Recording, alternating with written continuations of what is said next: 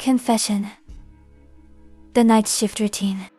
My first serious job out of high school was working the night shift at a group home. Being young, single, and receiving plenty of attention from my coworkers was an undeniable ego boost, but I kept my distance because most of them couldn't keep a secret.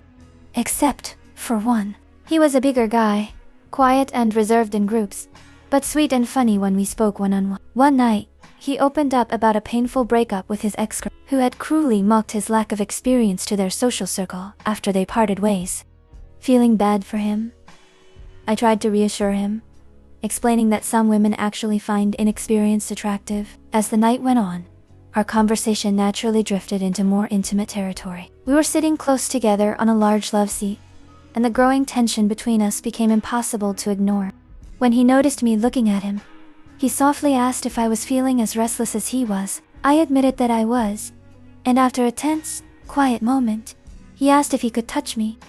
The hesitation vanished instantly. I shifted against the armrest of the couch, opening up to him completely. The expression on his face was unforgettable. He began by gently tracing the inside of my thighs before moving closer, his touch light but deliberate. It didn't take long before the physical connection took over completely.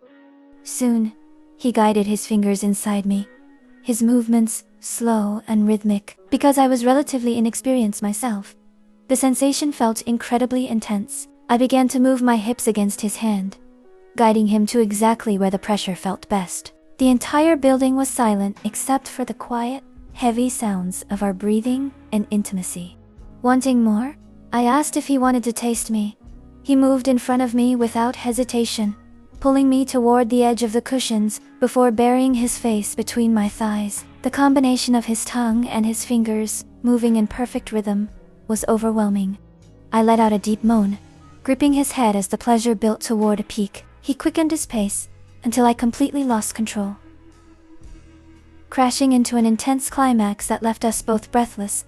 Once my breathing finally slowed, he gently stepped away. It was clear the intensity had been enough for him to release as well. But when I offered to return the favor, he quietly excused himself to the bathroom to clean up. We spent the rest of the shift acting as if nothing had happened. Watching the morning staff take their seats on that very same couch a few hours later was a thrilling rush. I loved having a hidden, private world that belonged only to us.